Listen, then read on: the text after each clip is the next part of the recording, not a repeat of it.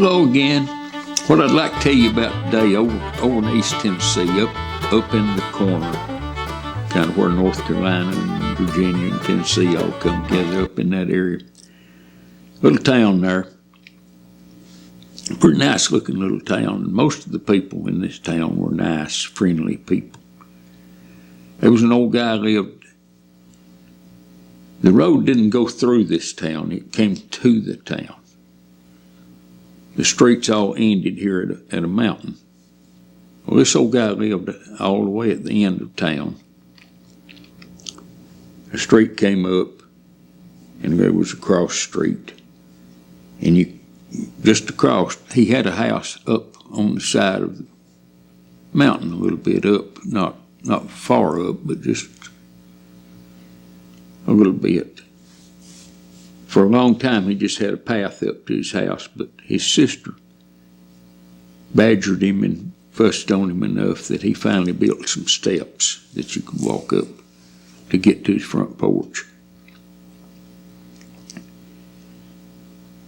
There was room to park a few cars there at his house, but he didn't really need that space because nobody ever came to see him except his sister. She lived there in town, and she tried to look after him.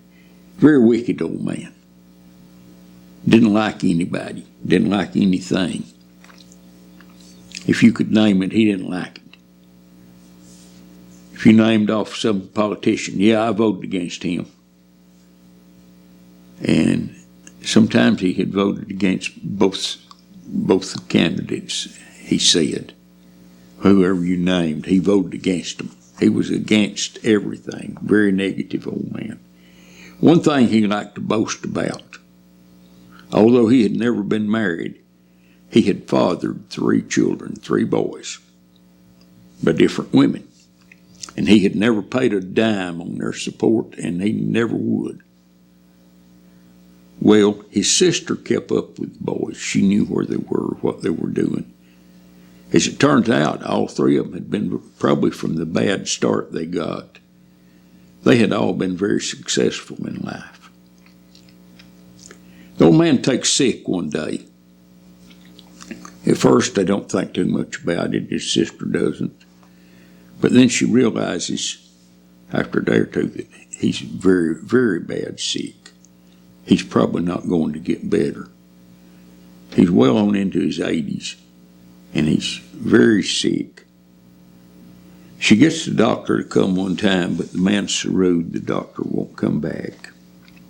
He has prescribed him some medication, and the man don't take it. He won't take it. He don't want it. So she calls the 3 sons to tell them that the old man is about gone. Well, it comes up that it's a Saturday, and she's out there at the house. Her husband has come with her, and they're out there at the old man's house. A few of the townspeople come, not out of respect to him, but out of respect to his sister and her husband. They were very much prominent people in the community. And they came to try to see if they could be any help. There was a kind of a sitting room here in front of the house, and then back behind it was a bedroom. The old man was in the bed back there. Nobody went in to see him. Most people didn't really care. Well, up in the morning, here is like a 18, 20 passenger bus pulls up out here. It has a name on the side of it. It's a church. This is his oldest son. He's pastor of that church over Cleveland, Tennessee. Very successful pastor. Has a large church. He has a group of men with him. Best I remember, there was 11 of them that was with him. His 4 elders and his 7 deacons of his church. They were all dressed nicely, suits and ties. The preacher had a black Bible under his arm. They come in and they speak, and the woman knows him. She introduces him to people around her and all. And Shortly after, there's a new high country Silverado pickup pulled in down there. It has everything that you can get on a truck. Man gets out. He's dressed kind of Western style, Levi's and nice high heel boots and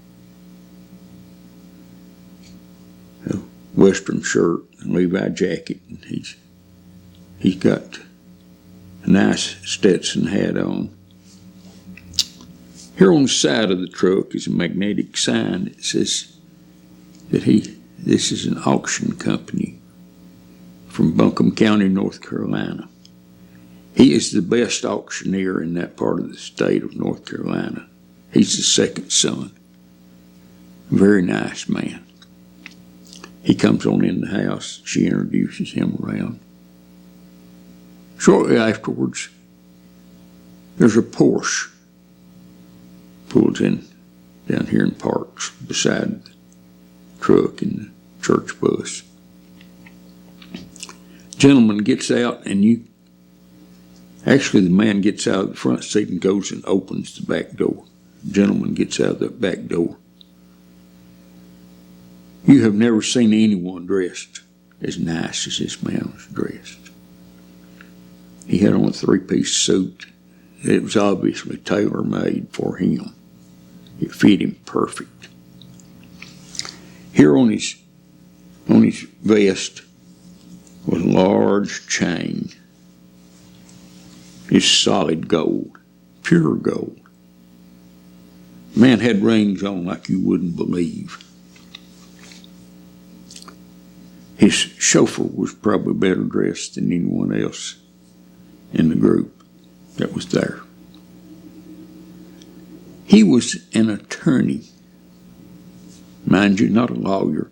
He was an attorney at law from Atlanta, Georgia. He owned one of those big tall buildings down there in Atlanta that you see when you pass through. The entire top floor, 33rd floor of this building was a suite that was his. This is where he lived. The next lower floor was his personal offices. He had 60-something attorneys working for him. The rest of the building was rented out to various businesses and things, but very, very successful man. All three of the sons had done well. This was the third son, this attorney. They're all gathered there in the house, and then there comes a knock on the door. Here's a tall man, big man. He's got on a coat and hat, and the coat collar's turned up around his neck, kind of, and the hat shades his face so you can barely see that he even has a face. When he steps inside, his eyes, the light catches his eyes. They're kind of, don't look human. They're kind of yellow like a dog's eyes at night when you look at it.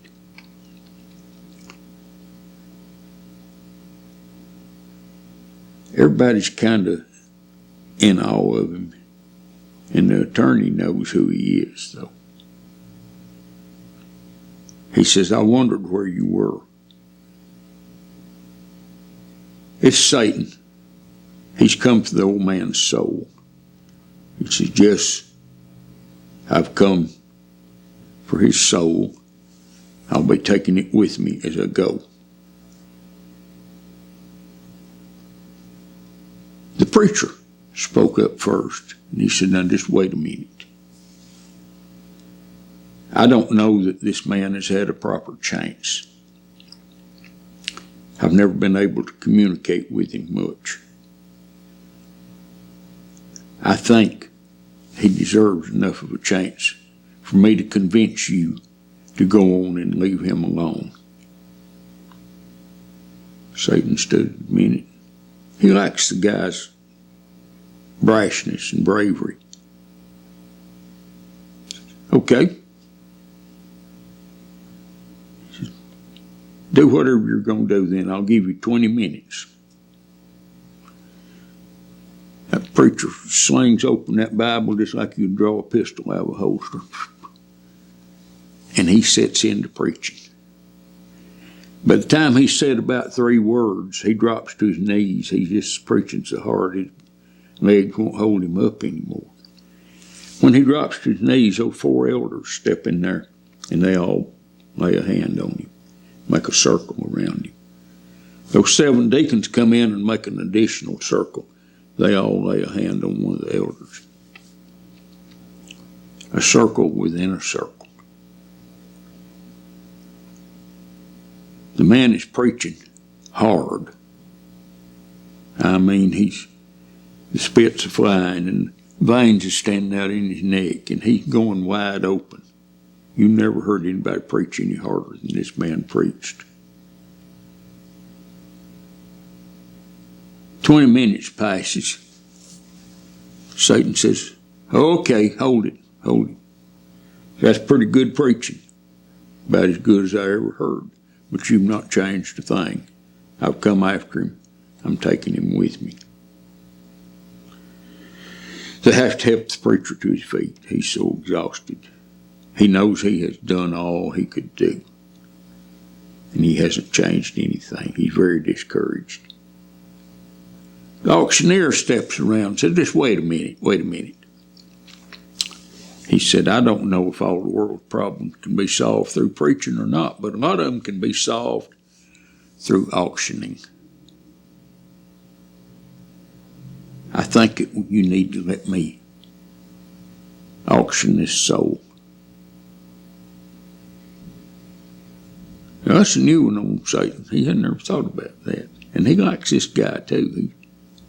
He got a lot of grit about him. Okay, give it your best shot there. I'll give you 20 minutes.